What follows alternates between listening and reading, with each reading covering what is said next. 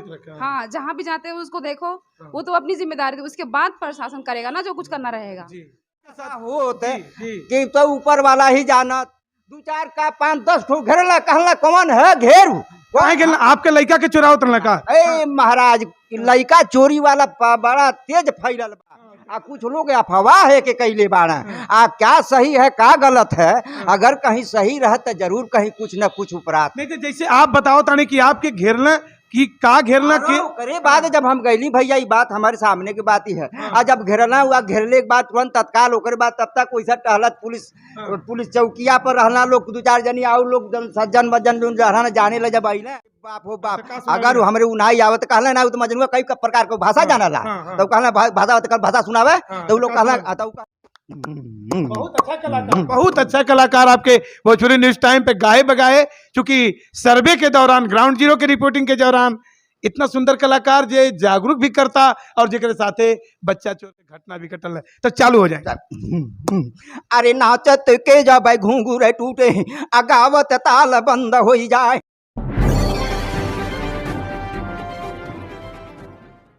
नमस्कार, रुआ देखा तानी भोजपुरी न्यूज टाइम। हम शंभू समाज गोरखपुर जनपद में मौजूद बाने। क्योंकि गोरखपुर जनपद के आसपास ये समय एक बहुत तेजी से अफवाह फैला था। सोशल मीडिया पे बहुत तेजी से अफवाह रन करा था। वो रन अफवाह कौन बा, का करता? बच्चा चोर के। ये समय हर जगह दहशत में लोग बा, चाहे वो लड़का स्कूली होके, चाहे वो लड़का घर के आसपास खेलत होके। परिवार के लोग बहुत चिंतित बा कि कहीं केहू चोरा न ले जाए। हर मन में एक दहशत बा, हर मन में एक डर बा। लेकिन सच्चाई तो आम जनता से भी जाने के पड़ी, सच्चाई तो और लोग से भी जाने की पड़ी, क्षेत्रीय स्तर पे, ग्रामीण स्तर पे, कि लोग सोचत का बा, लोग महसूस का करता, का सच में कहीं आसपास के लोगन के ऐसा महसूस भइल, का देखे के मिलल। देखिए यहाँ भैया एक बार हम पूछल जाते हैं कि इस एरिया में कहीं ऐसा घटना अप्रिय जौन बच्चा चोर वाली कहीं सामने आए? कहीं नहीं। अच्छा, कुछ दहशत बा? जो कुछ जानकारी नहीं, कुछ दहशत जानकारी का। नहीं। देखिए गृहिणी, एक माँ तो माँ होले और हर महतारी अपने लइकन के प्रति समर्पित बा। तो एक बाड़ी भाभी जी, इनसे हम पूछब का लगा था कि जो दहशत बा बच्चा चोर के, कुछ आपके आसपास कुछ ऐसा महसूस होता? महसूस तो हो रहा है, कुछ तो है ऐसा। अच्छा। कुछ है कि मतलब कि लग रहा है कि बच्चा चोर हो रहा है, लेकिन तो ये पूरा कंफर्म नहीं हो पा रहा जब तक यहाँ से कुछ ऐसा कांड नहीं होगा। अच्छा। उसको माना जा रहा है, डर तो पैदा हुआ है, सबको लग रहा है अपने बच्चों को लेके। टीवी में जैसे दिखलाया जा रहा है, वैसे जैसे बताया जा रहा है, तो बिना वजह का तो कोई शोर शराबा होगा ही नहीं। तो आम जनता का करे? कुछ ऐसा लगा था आपके कि कैसे तो अपने बच्चों को सेफ सुरक्षित रखो। रखें? हाँ, जहाँ भी जाते हैं उसको देखो, वो तो अपनी जिम्मेदारी थी, उसके बाद प्रशासन करेगा ना जो कुछ करना रहेगा। जी। तो हर कोई यही कहता है कि प्रशासन कुछ नहीं कर रहा है, क्या करेगा वो? जब गायब होता है तब आप बताते हो, तब तक बच्चा पता नहीं कहाँ चला जाता है।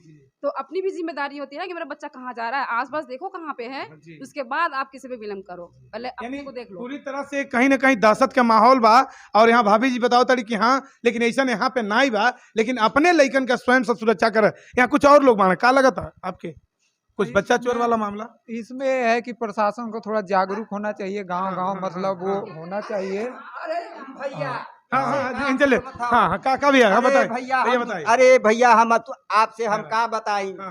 हम बहन परसों की बात ही है, जान लिहा। आ जब परसों हम साँझ के जब जाए लगली, अब बहन मुन्हारा होत रहल।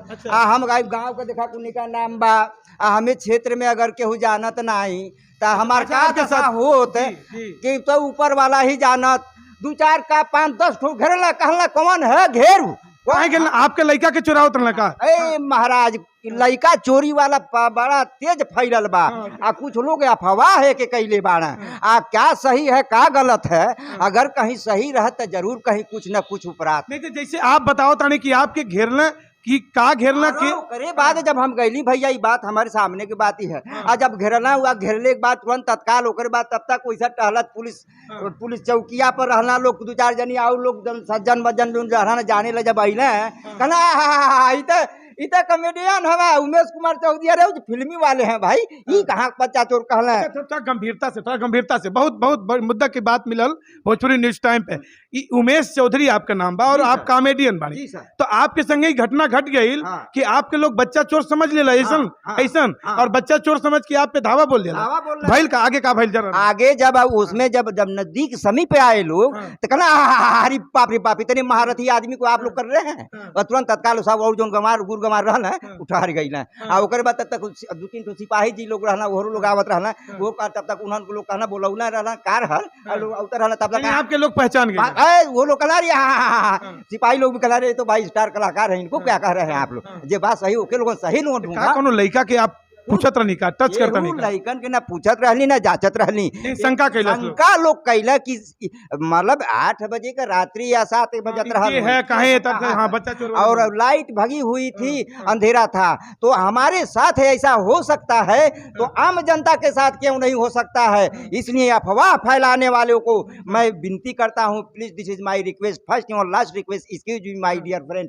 चाहे जे भी हो हम दुश्मन नहीं हम केहू के कहते हैं कि ऊपर से दुश्मन बन के नहीं आवला और जो भी अफवाह फैला रहा है उनको हम ये कह रहे हैं कि कृपया अफवाह ना सही पर जाए। यानी अफवाह अभी ज्यादा बा जब उमेश जी के भी 8 बजे राती के ग्रामीण अंचल में लोग इनके घेर लेलस इस समझ के कि बच्चा चोर हो सकेले लेकिन आसपास जवन लोग इन्हें पहचान लें कुछ लोग चाहे वो पुलिसकर्मी रह के चाहे केहू और रह के और पहचान के कहीं कॉमेडियन तो कॉमेडियन पे लोग के कैसे भरोसा भाई भरोसा लोग का देखौल है हाँ, कैसे कहले ए भाई हम की कैसे मानब जो गुरगवान नहीं जानत रहला कहले रे टीवी में जो नावल हाले में जो नावल टीवी में उह मजनुआ हमें और जो मीठा गोलगप्पा जो मजनुआ रहल है कहला रहे मजनुआ खान कुछ कहा अच्छा कुछ बोले कहा तब ना हम आपका जाना। परीक्षा भी लिहला लोग अरे बाप हो बाप तो का सुनावे? अगर हमरे उ नहीं आवत कहले ना तो मजनुआ कई प्रकार के भाषा जानला हाँ, हाँ। तो कहला भाषा कल भाषा सुनावे हाँ, तो उ लोग का कहला सुनावे? तो कहला यानी आसाम में रहत रहना हाँ, का तो कहला आसाम में रहत रहना कहला जाने आसामी बनाओ हाँ। तो कहला आसामी की बात तो आसामी के अब तो अगर हमें वहां के नहीं आवत तो हमार तो हालत खराब है हम कहली আমি বুঝি সে আমি অসমীয়া কথা বুঝি সে আমি অসমীয়াতে থাকি সে হলে যোন মানুষ আসামতে থাকি আছে এইটু আমি সামনে আই যাব আমি তাই লগা বিহুতি अगर उमेश जी यहाँ भोजपुरी हिंदी नहीं बोल के पहले वो जनता के बीच आप असमिया बोल गए रहती तब का भइल रहत तब तक तुरंत हमार पिटाई हो गई रहत मिनट नहीं लगत तो इस तरह जब एक स्टार और एक सम्मानित व्यक्ति का ऐसा हाल हो सकता है अगला कुछ और सुनौली तो ओकरे बाद अगला जब फिर दुकर बाद तोबरे कुछ जे जानत हलते तो सुन लग और यार राजा, आ जे नहीं जानत रहल हाँ। आ जे नहीं जानत रहल तो कहल यहाँ के नहीं यहाँ कुछ कहा अच्छा। हम कहनी बड़ा गड़बड़ भइल Clear नहीं हो पौलस। क्लियर नहीं हो पौलस तो हम अब भाई जीव जाने हम कहनी भाई एक तो हम रंगकर्मी हैं हाँ। तो भाई हर वक्त पैर कटा रहे कुछ भी कटा रहे लेकिन उसको मुस्कुराना यहाँ के है। आप का सुनौली कैसे लोग यहाँ के लोकप्रिय हम यहाँ के इन लोग तो हम कहनी भाई देखा यहाँ के लोग यहाँ के बड़ा नहीं तो हम यहाँ के लोकप्रिय हम आला जाना ललो कहना हाँ हम जाने ली हाँ, हाँ। बहुत अच्छा कलाकार आपके भोजपुरी न्यूज टाइम पे गाए बगाए क्योंकि सर्वे के दौरान ग्राउंड जीरो के रिपोर्टिंग के दौरान इतना सुंदर कलाकार जे जागरूक भी करता और जेकरे साथे बच्चा चोर के घटना भी कटल है तो चालू हो जाए अरे नाचत के जब घूंघूर टूटे अगावत ताल बंद हो जाए असमर भूम में तेगाय टूटे तीनों जान पछताए अरे झूठा अफवाह है मती फैल मोरे भैया ओ भैया जवन दशा हो आज बाट हो हमार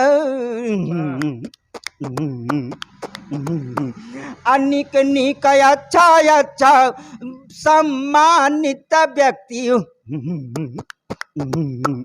अरे तुरंत हो जई हो अरे घुसा लाता जई हो पिटा